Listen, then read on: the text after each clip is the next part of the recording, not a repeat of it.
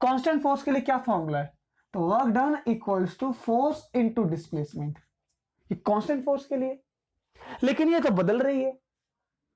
अब सुनो, हमारी मैथ की नॉलेज ये हमें अलाउ करती है कि जब आप छोटा सा वर्क डन करोगे, कितना छोटा? इतना कि वो बहुत कम हो, जीरो के पास, इमेजिनरी, बहुत छोटा वर्क डन, ये इतना, इतने से वर्क डन के लिए फोर्स को हम लगभग कांस्टेंट मान लेते हैं। अगर छोटा सा वर्क डन किया तो कैसे किया? हमने जरूर छोटी सी डिस्प्लेसमेंट की है, छोटी सी डिस्प्लेसमेंट, और इस डिस्प्लेसमेंट के लिए ही फोर्स कांस्टेंट है। इतने से डिस्प्लेसमेंट के लिए एक कांस्टेंट, दूसरे डिस्प्लेसमेंट के लिए दूसरा कांस्टेंट, मतलब कि हर एक छोटे छोटे कांस्टेंट मिल गए। उन सबको एक एक करके कैलकुलेट करो और सबको जोड़ दो। और तरीका क्या जोड़ने का मैथ में? इसको इंटीग्रेट कर लो। ये इंटीग्रेट, देखो, force dot displacement dot product of two vector gives a scalar, इसलिए डॉट लगाया। तो हम इसको इंटीग्रेट करेंगे, काम हो जाएगा हमारा। ठीक, कितना डिस्प्लेसमेंट करना है आपको, कहां से कहां तक? हमने छोटा छोटा लिया ना, छोटे छोटे को ऐड करो, ऐड करते करते करते करते करते करते यहां तक आ गए। यहां तक कितना वर्क किया इसको कैलकुलेट करना है। तो हमने यहां से लाइन लगा दिया कि कितना डिस्टेंस हुई।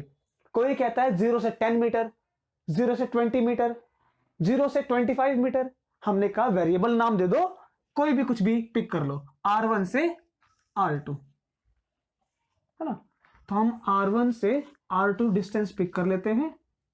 और वर्क डन भी कहां से कहां तक? W1 से W2, छोटा वर्क डन से लेकर ये टोटल वर्क डन, ये।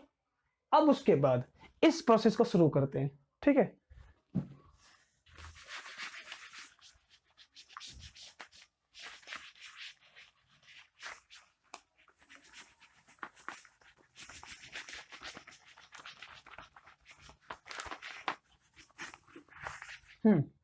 इस प्रोसेस को शुरू करने से पहले ये सोचिए कि कौन सी फोर्स है ये? ग्रेविटेशन, करेक्ट ना। और यहां क्या है? डिस्प्लेसमेंट। और डिस्प्लेसमेंट ही इस फोर्स को इंटीग्रेट करेगा। लेकिन फोर्स और डिस्प्लेसमेंट कोई तालमेल नहीं बैठा। सेम क्वांटिटी को सेम चीज ही इंटीग्रेट करती है या डिफरेंशिएट करती है। अब हमें फोर्स के अंदर डिस्प्लेसमेंट को ढूंढना पड़ेगा। तो हम ढूंढ सकते हैं कैसे? फोर्स का फॉर्मूला पता है हमें, G mass 1 mass 2 divided by R square. Let's say it is mass of object, mass of earth, and radius हम बाद में अपने आप से पिक कर लेंगे, कोई कितना दूर है सेंटर से सेंटर, ठीक है। तो इस फॉर्मूले को उसमें रखते हैं। तो वर्क डन को इंटीग्रेट किया, W1 माइनस W2, तो मान लो कि ये W हो गया, चलो, है ना, इक्वल्स इंटीग्रेट R1 से R2। और ऐसा मानो कि डिस्टेंस जहां से हमने लिया, हमारी मर्जी होती है कि आप किस डिस्टेंस से अपने ओरिजिन को चूज करते हैं। हमने यहां से लिया तो हमने इसको मान लिया कि हाइट अभी 0 है ना। ये तो हमारी मर्जी, हमने पढ़ा था पहले, हाइट 0 मान लिया। और कहां तक गए? R तक गए। अब आपको आइडिया लग गया ना कि इसको 0 मान सकते हैं कहीं भी, या इसको 0 मान लो। इसको 0 मानेंगे तो ये नेगेटिव और ये वाला पॉजिटिव। हम हाइट को कहीं भी ले सकते हैं, चाहे इसको 0 मान लो। अक्सर करते हैं ना हम एक काम कि ऑब्जेक्ट मेरे हाथ पे रुका है, कितनी पोटेंशियल एनर्जी है, तो हम कहते हैं रुका है, हाथ पर है, तो हाइट तो है ही नहीं, 0 हो गई। अब मैं पूछता हूं कि हाइट 0 कैसे हो गई? मैंने तो हाइट की बात की ही नहीं। मैंने कहा 0 वाली हाइट मैंने ये चुनी थी, तो अभी तो पॉजिटिव में है ना mgh। जब मैं यहां लेकर आ जाऊंगा तब 0, इसके नीचे लेकर आऊंगा माइनस mgh। h कौन सा लिया मैंने? ये, इसको सर्कुलर मोशन में था हमारा ये। फोर्स की जगह पे ये formula, G mass of object mass of earth upon में दोनों के बीच की डिस्टेंस डॉट dr। अब ये सोचो, 1 2 3, ये तीनों चीजें कांस्टेंट है, तो इनको बाहर लेकर आते हैं। G mass of object, mass of अर्थ, अंदर क्या बचेगा, 0 से डिस्टेंस r तक, और 1/r².dr।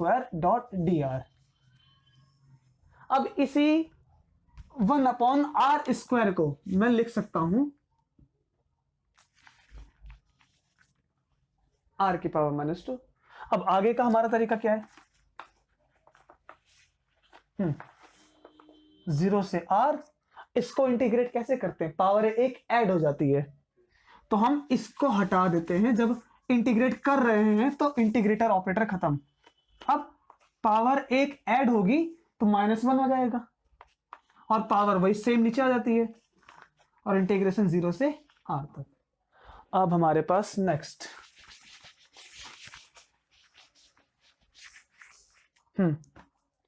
बस हो गया।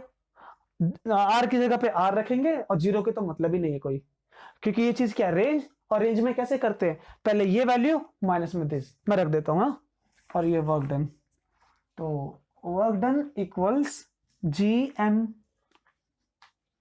ऑफ ऑब्जेक्ट मास ऑफ अर्थ, और माइनस आ जाएगा साइन बाहर, so it is minus, and r की पावर -1 का मतलब 1/r,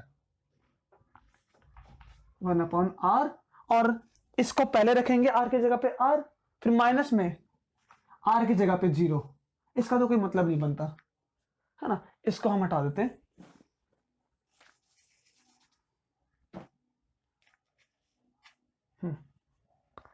ठीक, ओके। अब हम इस r को यहां पर लिख सकते हैं, देखिए 1/r का मतलब तो ये है, तो उसको हम हटा देते हैं वहां से।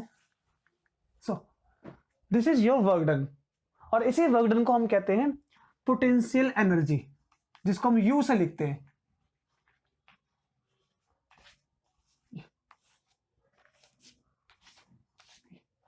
पोटेंशियल एनर्जी, इसको किससे दिखाया हमने, U से, और ये कितनी है, -gmOME/r, स्क्वायर नहीं है अब ये, और ये नेगेटिव साइन क्या बताता है कि ये अट्रैक्शन है, फोर्स का अट्रैक्शन, ठीक है।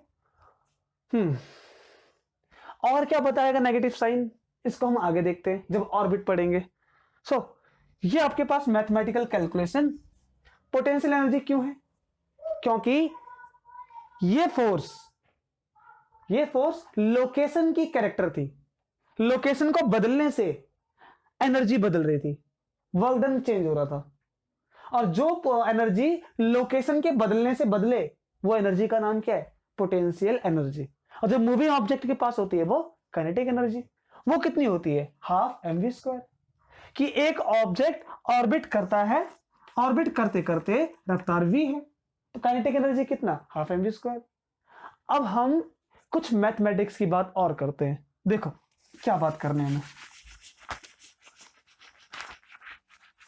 अब धीरे धीरे जब हमारी फिजिक्स आगे बढ़ रही है, कुछ और मैथमेटिक्स की बात कर लो। क्यों मैथमेटिक्स, क्योंकि हम जब भी स्पेस के बारे में पढ़ते हैं ना, तो हम उसके लिए मैथमेटिक्स ही यूज करते हैं। यूनिवर्स को लैंग्वेज, जिसको हम फिर से यूनिवर्स को समझने की जो लैंग्वेज है वो मैथमेटिक्स है। अब हम अभी जो मैथमेटिक्स करेंगे उससे क्या समझ में आएगा, ये जरूरी है। चलो देखो क्या समझ में आएगा। हमने ये सोच लिया कि एक रॉकेट को हमें लॉन्च करना है, और लॉन्च करके उसको अर्थ के ऑर्बिट में डालना है।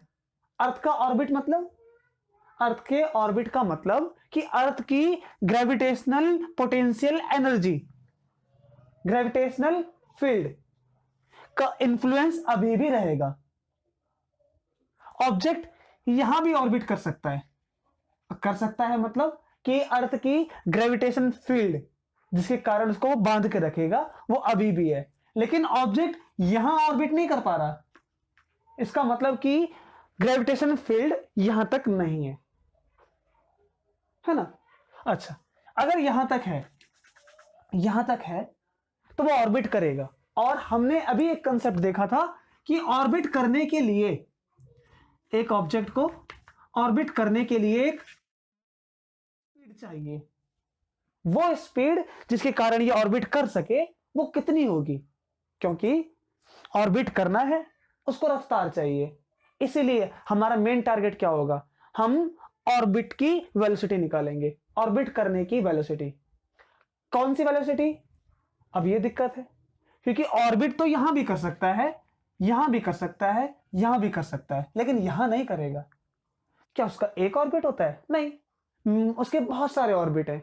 अब क्या सब स्पीड को अलग अलग निकालेंगे हम उसका एक फॉर्मूला बनाएंगे जनरल, ताकि वो ऑर्बिट कर सके। और उससे ज्यादा बढ़ाएंगे तब तो ऑर्बिट कर लेगा, और बढ़ाएंगे तब भी करेगा, और बढ़ाएंगे अब नहीं करेगा। क्यों नहीं करेगा? उसके बाद पढ़ेंगे। चलो पहले इसको देखो। हमने इसके लिए कुछ कंसेप्ट मान लिए। देखो क्या कंसेप्ट माना, इसको हटा देता हूं।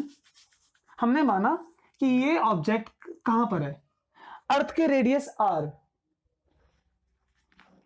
लेकिन ये ऑब्जेक्ट टोटल डिस्टेंस यहां से यहां पर स्मॉल आर पे। स्मॉल आर क्या है? सैटेलाइट और अर्थ के सेंटर, इनकी डिस्टेंस। हम जब भी कभी अर्थ के रेडियस की बात करें तो आप सेंटर से सरफेस तक वो रेडियस लेना है आपको, अर्थ के सेंटर से अर्थ की सरफेस तक। अच्छा, तो हमने यहां से किसी ऑब्जेक्ट को किक किया और किक करने के बाद वो ऐसे ऑर्बिट कर रहा है। अभी क्या क्या प्रिंसिपल हो रही है इसमें? प्रिंसिपल ये कि घूमते वक्त इसको जो खींच रहा है दैट इज ग्रेविटेशन फोर्स। और कौन खींच रहा है? और सेंट्रीपिटल फोर्स। ये दोनों फोर्स एक ही तो नाम है इनके, ये दोनों अब एक ही हो गई। याद है फ्रिक्शन को हमने पढ़ा था, ये फ्रिक्शन सेंट्रीपिटल और ये सेंट्रीपिटल ग्रेविटेशन। इसके बारे में अब डिस्कस नहीं करना। खींच क्यों नहीं रहा है? एक फोर्स और है कहीं ना कहीं ग्रेविटी को अपोज कर रही है, और जो फोर्स अपोज कर रही है लेकिन दिखती नहीं है लेकिन असर है, उस फोर्स को हम बोलते हैं फिक्सियस फोर्स, स्यूडो फोर्स, फिक्सियस या स्यूडो फोर्स, मतलब नकली फोर्स जो दिखती ही नहीं है लेकिन असर है। क्यों है असर? याद है फ्रिक्शन में हमने पढ़ा था कि एक कार टर्न करती है तो उसको फ्रिक्शन यहां खींचता है। उसका इंटेंशन कहां? ये देखो, एक कार ऐसे जाना चाहती है, कहां आ गई चल के? वो मुड़ गई, मुड़ के इधर आ गई, करेक्ट ना? तो उसका इरादा कहां था? कार का इरादा था इस तरफ। आपने कभी नोट किया होगा जब हम बाइक या साइकिल चलाते हैं तो हम अपने आप को भी मोड़ लेते हैं। नहीं मोड़ेंगे तो क्या होगा? हमारा इनर्शिया इधर ले जाएगा, साइकिल इधर जा रही है, तो हम पर एक फोर्स लगेगी उधर बाहर की तरफ और हम गिर जाएंगे। जैसे कभी एनिमेटेड यूट्यूब पे बहुत सारे वीडियो हैं, अगर हम डालें तो एक वीडियो डाल सकते हैं कि जब यूट्यूब ये बोट पर अगर हम सर्फिंग करते हैं, अगर हम अपने आप को ना मोड़ें तो हम गिर जाएंगे। कौन गिराएगा? Pseudo force. कैसे काम करती है ये? क्योंकि ऑब्जेक्ट के पास इनर्शिया है, उसका इनर्शिया उधर ले जाता है। तो यहां पर एक फोर्स है जो इसको गिरने नहीं दे रही है, और ग्रेविटेशन पढ़ने के लिए उसको तीसरा नाम हमने दिया सेंट्रीफ्यूगल फोर्स। सेंट्रीफ्यूगल, फ्यूगल मतलब बाहर की तरफ खिंचाव। ये तो एक सेंट्रीपिटल है और इसका अपोजिट सेंट्रीफ्यूगल, और यही फोर्स कौन है? फिक्सियस या तो स्यूडो फोर्स। सारी बात हो गई है। अब इसको स्टार्ट करते हैं कैलकुलेशन। देखो, स्पीड निकालना हो कि इसकी स्पीड कितनी है, तो पहले जो कैलकुलेशन दिमाग कह रहा है वो करो। क्या कह रहा है वो? कि gravitation force, mass of object या satellite, mass of satellite, mass of earth divided by इन दोनों की डिस्टेंस आर स्क्वायर, ये इक्वल है किसके? सेंट्रीपिटल के। अभी अपोजिट का साइन हटा लेते हैं क्योंकि अपोजिट को हमें नीड नहीं है कैलकुलेशन में। तो मास of object v square upon में r। कौन सा ऑब्जेक्ट है ये? सैटेलाइट। याद रखो, जो रोटेट कर रहा है सेंट्रीपिटल फोर्स में उसी का मास रखना है। क्यों? इसका मास कितना? ms, वेलोसिटी कितना? v, कितना दूर है ये? r पे। तो अब स्क्वायर से एक R cancel, mass of satellite cancel. अब v को निकालते हैं, जो इसको इतनी डिस्टेंस पर भेजती है ना। कैलकुलेशन और थोड़ा सा करते हैं।